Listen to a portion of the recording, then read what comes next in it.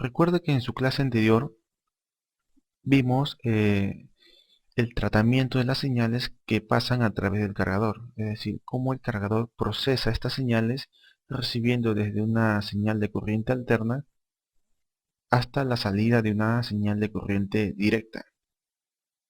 El día de hoy vamos a ver todo esto desde un punto de vista electrónico. Vamos a ver cuáles son los componentes que hacen posible dicha conversión de la señal. Comencemos. Traigamos acá lo que es la fuente de la simbología de una fuente de corriente alterna. Vimos que esta conecta a un bloque, el cual tenía la función básica de convertir la señal de corriente alterna a corriente continua.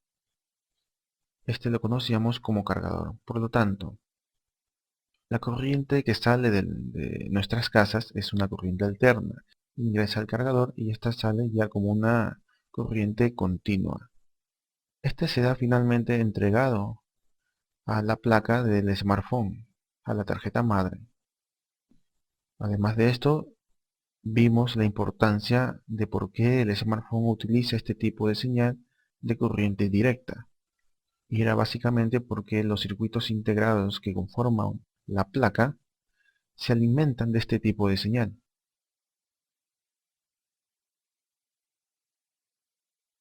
Además de esto, también vimos los bloques internos del cargador.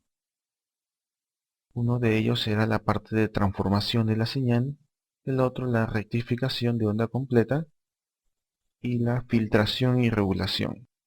Finalmente, al pasar por estos tres bloques, obteníamos desde una señal alterna a una señal continua, ya con polaridad.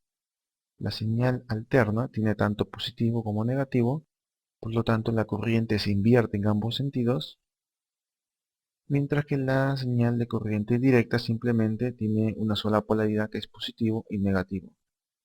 Por lo tanto, simplemente la corriente irá en un solo sentido. Recordemos lo que era la parte de transformación. Dijimos que básicamente se trataba de una reducción de la amplitud. En este caso teníamos una entrada de 220 voltios de corriente alterna, pasaba a través del transformador y este la reducía hasta 12 voltios. Por lo tanto, la señal se vería de esta forma. La frecuencia no era afectada, solamente se afectaba lo que era la amplitud.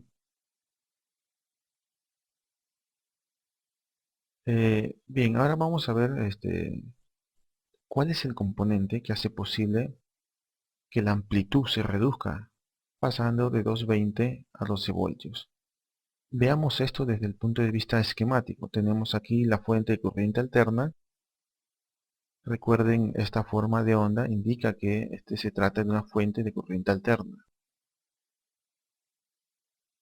Tenemos aquí los valores de la fuente, nos indica que es de 220 voltios a una frecuencia de 60 Hz. Esta señal era entregada al bloque que se encuentra aquí, que es básicamente este pequeño de aquí. Y la señal de salida era con menor amplitud, por lo tanto, este conformaba nuestra caja negra y la señal que entraba a este bloque, al momento de salir, era reducida la amplitud. Podemos ver aquí claramente que la amplitud era estas dos líneas, la más alta con la más baja, y luego se redució la amplitud. Pasó de 220 a 12 voltios.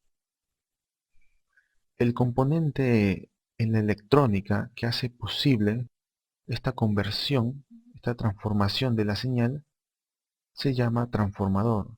Su forma simbólica es esta que se muestra aquí. Básicamente nos dice que hay un par de bobinas internas.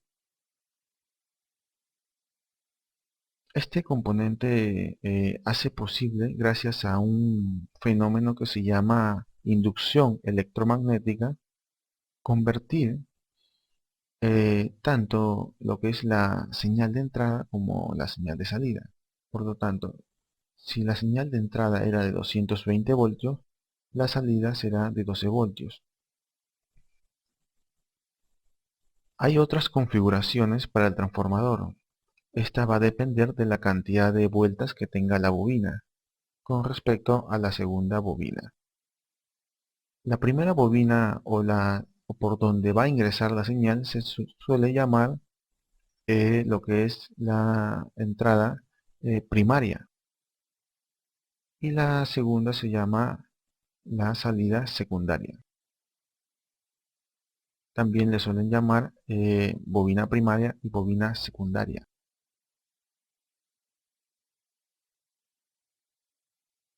Como dijimos, se llama transformador. Ustedes lo pueden encontrar en cualquier libro de electrónica acerca de lo que es el transformador.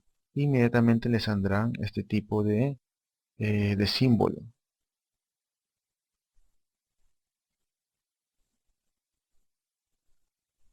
Por lo tanto, lo que hace este transformador, básicamente, según la configuración que tiene aquí, es de pasar de 220 voltios a 12 voltios. Esto tiene sentido si conocemos un poco más acerca de los fundamentos de la electrónica, ya que a un mayor bobinado hay una mayor resistencia, y a un menor bobinado hay una menor resistencia. Debido a que hay una mayor resistencia, la corriente será baja.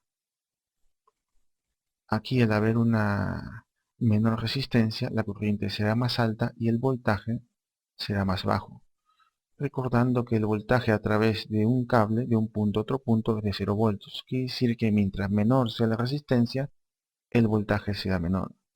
Aquí, como tenemos una bobina que tiene más vueltas, hay una mayor resistencia y el voltaje de entrada será más alto. Al haber menos vueltas en el bobinado de secundario, lo que obtenemos es una menor resistencia y el voltaje será menor. No entraremos a más profundidad, ya que aquí hay algunas ecuaciones que rigen la cantidad de bobinas respecto al voltaje, así como la cantidad de vueltas respecto a la corriente. Solo por el momento vamos a enfocarnos en lo que respecta a su principal tarea que realiza este componente, que es la transformación de voltaje, que pasa de 220 voltios a 12 voltios. Por lo tanto, reduce la amplitud, como se ve aquí, a esta forma, a 12 voltios de corriente alterna. Traigamos nuevamente los bloques internos y bueno, ya vimos el componente que hace posible la reducción de la amplitud es el transformador. Hemos visto el primer bloque y ahora veamos el siguiente bloque, que es la parte de rectificación de onda completa. Luego veremos la filtración y regulación. Bien, en la parte de rectificación de la señal alterna, teníamos ya que la señal que había disminuido la amplitud, que era de 12 voltios a menos 12 voltios. Vimos además que la rectificación consistía en que la región negativa, que es la que se encuentra aquí, pasaba a una región positiva.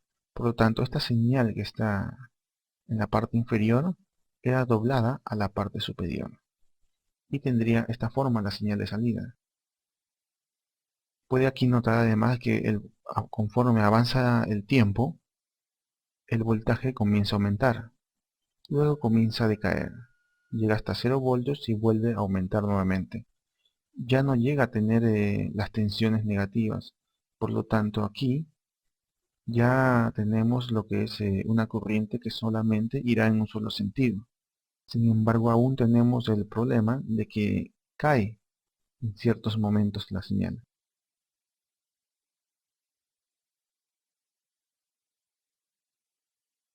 Bien, en este proceso de rectificación de onda completa, se utiliza lo que es llamado un puente rectificador. Este puente rectificador está formado por 4 diodos que se llaman también o son conocidos también con el nombre de diodos rectificadores. Estos son los que permiten que la señal de entrada pase a una señal rectificada, una señal sinusoidal alterna de entrada se rectifique a una señal de salida. Bien, como dijimos, este bloque que se encuentra aquí, puede usted observar además que tiene dos entradas. Aquí tenemos una, dos y dos de salida.